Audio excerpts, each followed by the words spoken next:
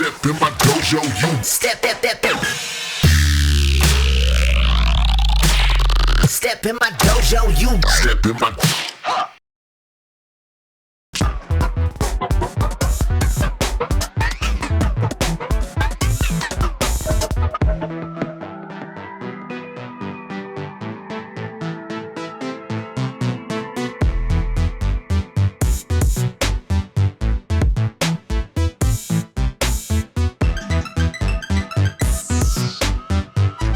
Hey, what's up? It's ill.gates. I got some more tips for you out there who are looking to make music, make an impact, and change the world by making people share your feelings through art. Well, I've got some tips for you in this series, but please, before you forget, like and subscribe for more. I'm trying to make more free stuff, but I need people to be liking and subscribing because it's got to be worth it. So please like and subscribe to support me sharing my knowledge with you for free. And be sure to check out producerdojo.com. That's my record label and coaching community that I run. It's a thriving community by musicians for musicians. I employ a ton of musicians just like you who are building their careers and building this community with me. And it's my favorite thing I've ever done, this record label community. And there's lots of ways you can get involved that are free. So check out producerdojo.com. You can claim your white belt and join our community, start coming to classes. And it's a great community. We want you in it. All right. So like, subscribe, go to producerdojo.com. All right. Enough of that. Let's talk a little bit about social media. Okay, social media, if used properly, has the power to propel you to the heights of fame and fortune and success that you seek. Okay, but when you use social media, you need to do it in the right way. I have some other videos about what you should be doing on social media. You should definitely be posting regularly with some kind of a schedule. You should be asking people to like and follow and subscribe. Do it at the beginning of your videos. Do it at the beginning of your posts. Ask them to share, ask them to like, ask them to subscribe, because they're just not going to do it in nearly the same numbers if you don't ask them. So get over that fear of asking and just ask for what you need, okay? And don't try and make posts for everybody. Try and make posts just for your ideal target individual. Don't target the masses, target an individual. Try and scratch that itch for that individual again and again and again, and they will like and follow and subscribe and share and tell their friends, and you will grow your social media, right? These are all very important things to do. But today, this video, I want to talk about what not to do, okay? Now, I have certainly made my share of mistakes on social media. I think anyone on social media has. So, you know, you make some mistakes, don't worry about it. Or if any of these things, you've done any of these things in the past, don't worry about it. But social media has the power to build your fan base, and it also has the power to destroy your fan base. You can grow and you can collapse based on what it is that you're posting, okay? Well, one of the most important things about social media is to recognize that there's a lot of people out there who are ready to be outraged. They're just waiting to be outraged, okay? And maybe that's because they're just a miserable person looking for an excuse to vent their anger. But maybe it's because they see a lot of whack shit in the world around them and they've had enough.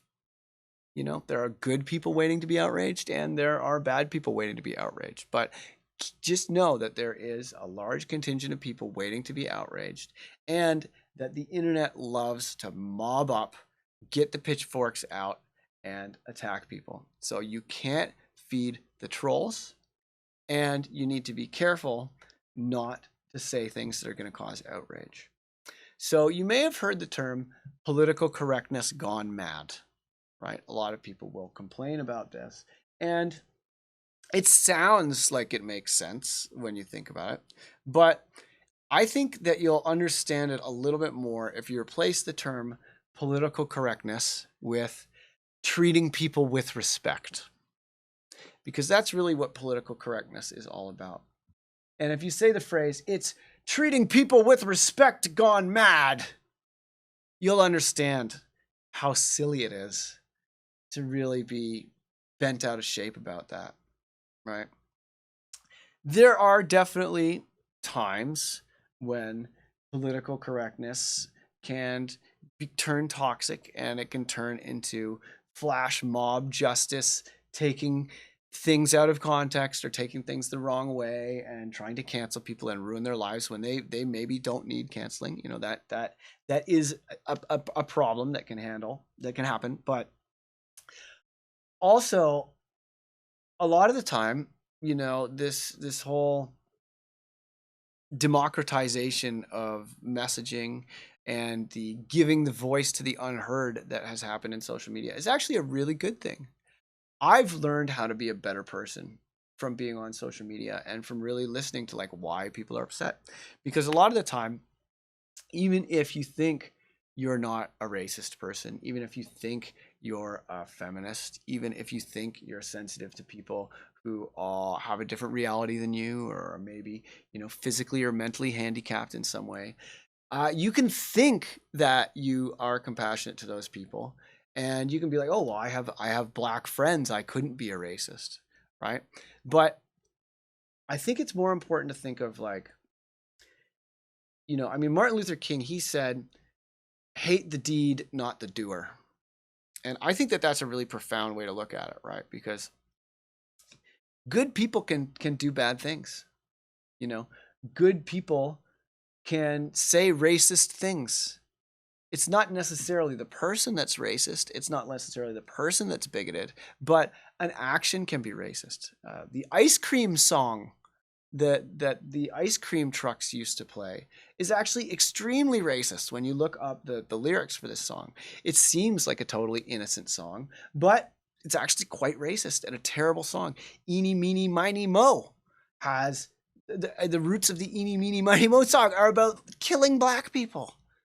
It's terrible. Saying something's a gyp is a slight against gypsies. Saying someone is shiesty is actually very mean to Jewish people, right? There are all these things in our language and our culture that are really old-timey and weird, things that we take for granted, things that when we don't question them, someone who is sensitive to these triggers is going to see them on social media and be like, wow, this person doesn't care. This person might, you know, maybe they're not racist, but what they're saying is racist. What they're saying is sexist. Okay.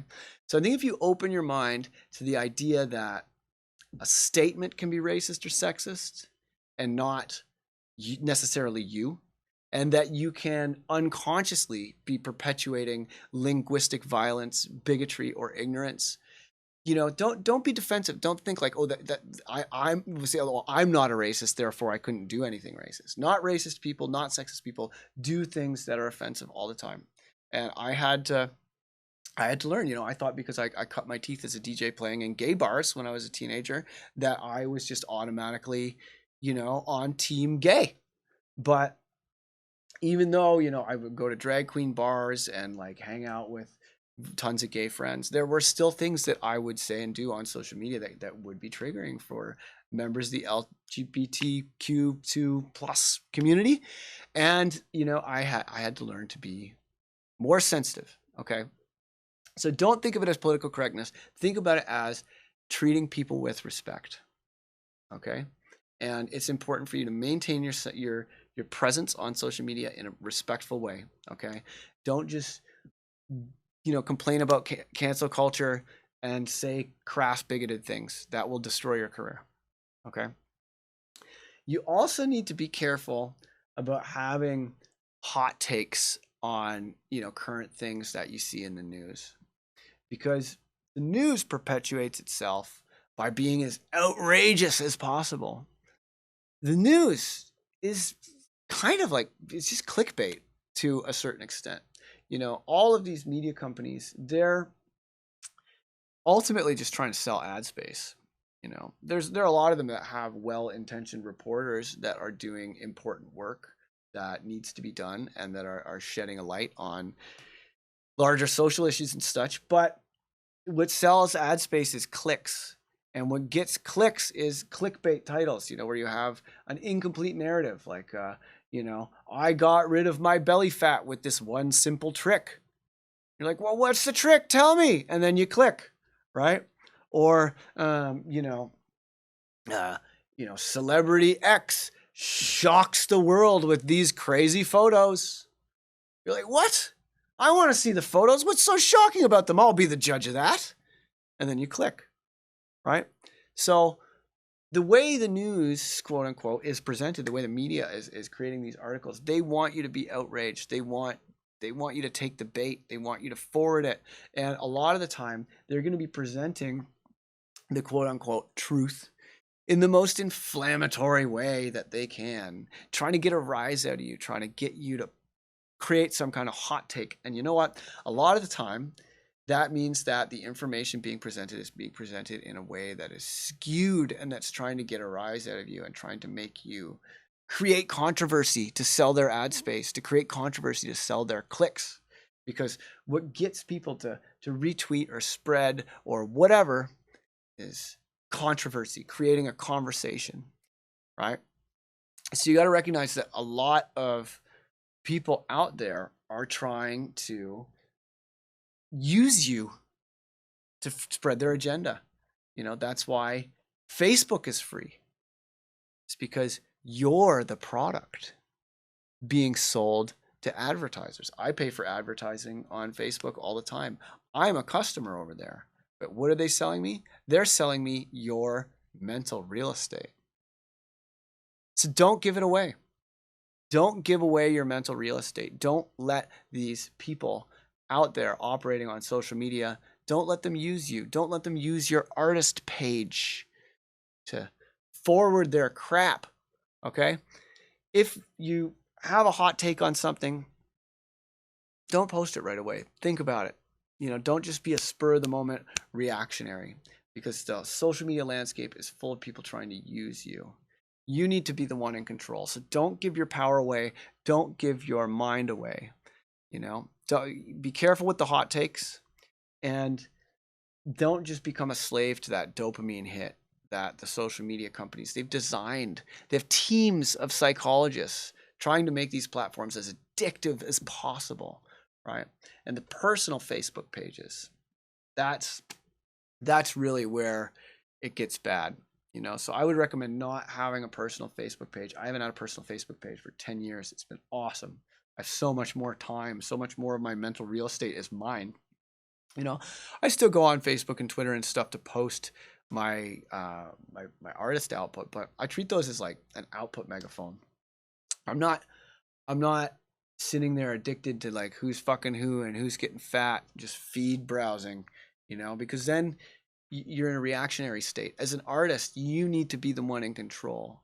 You need to be the one spending your day in a disciplined and focused way where you're the one making the schedule. You're not just feed browsing and liking and subscribing and commenting and, becoming the engine of someone else's success, becoming their outraged conversation spreader, their meme chain letter forwarding person. You need to be the one in control. So don't give your mind away. Don't be a reactionary. Use social media as a tool for you to spread your message, and be aware that other people are trying to use you to spread theirs. So hopefully this little tip will help you to use social media in a more productive way and to spread your art and to have more control of your emotional state, because it is designed to be addictive. It is designed to take advantage of you. But with the right thinking and the right realizations and the right discipline, you can be the one in control. You can be the one using social media to spread your art, because I believe in your art. You should believe in your art. We all want to go where you want to take us. So don't give your power away. Don't give your mind away. Use social media to make us care about your art. And the world is yours. Once again, if you've enjoyed this video, please don't forget to like and subscribe for more. I'll make more of these if you continue to support me. And if you want to join our amazing community or check out the Producer Dojo record label, check out producerdojo.com. Get your white belt today. There's all kinds of free goodies there for you as well. There's a thriving community full of awesome musicians like you who just want to team up and take over. So please be sure to check out producerdojo.com as well. Lots of love. I'm ill.gates. Have a great day. Peace. It's like that.